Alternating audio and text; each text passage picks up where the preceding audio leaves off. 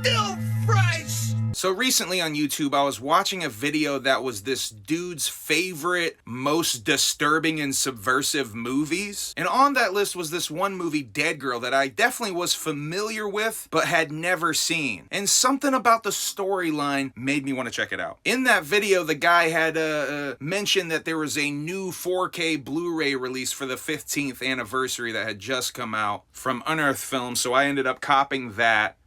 And I gotta say, Deadgirl's really underrated, I feel like. I feel like more people should know about this movie, more people should talk about this movie. It's a 2008 horror film directed by Marcel Sarmiento and Gada Harrell. I probably butchered that, I'm sorry. Written by Trent Haga, who actually did some writing for Trauma. He did Toxic Avenger 4, Citizen Toxie, and Terror Firmer. And he said while looking for locations to film the hospital scenes in Citizen Toxie, they were looking at abandoned mental health facilities in upstate New York. And that sort of inspired this film. He wrote the script in 2000 and actually showed it to Lloyd Kaufman, but Lloyd ended up passing on it because he didn't think it fit Trauma's style or tone. And this dude didn't think his script would ever be made. He actually sort of tucked it away, and he thought of it as the forbidden script. But in 2007, the directors approached him, and they expressed interest when he talked about this forbidden script. So Deadgirl stars Shiloh Fernandez as Ricky, who's actually in the Evil Dead remake, and Noah Sagan as JT, who's in Cabin Fever 2, Scare Package, Brick, and Jenny Spain as the Deadgirl. Basically, the plot of this film is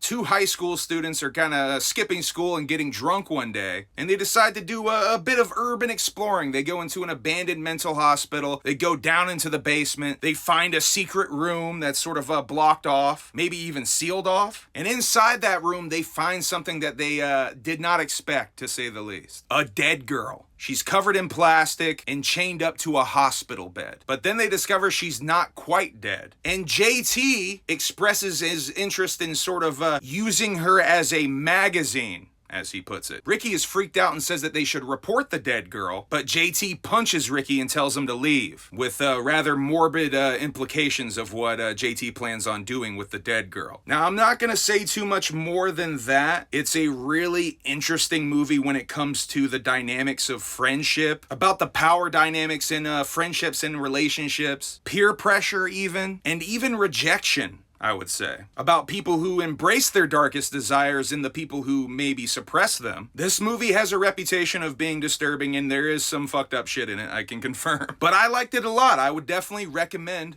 this movie, Deadgirl. If you're looking for a breath of fresh air in the zombie subgenre of horror, definitely check this out. But yeah, this is a very subversive and disturbing movie. I'm sure there will be people who watch this that would turn it off. But yeah, I would still say check it out if you like that kind of thing. 5 out of 5 kitchen knives. I liked it that much. Oh, and another quick fun fact, they actually got robbed while filming this movie. They had some sort of fancy digital cameras that they were shooting with, and the footage was actually held on this computer that was sort of tethered to the actual camera, and they got robbed and they had to reshoot some scenes. If you've seen Deadgirl, let me know what you think in the comments. Let me know some other movies you think I should watch and review. Whoop whoop, have a good night. You're just prejudiced. You're prejudiced against dead people. Oh, man.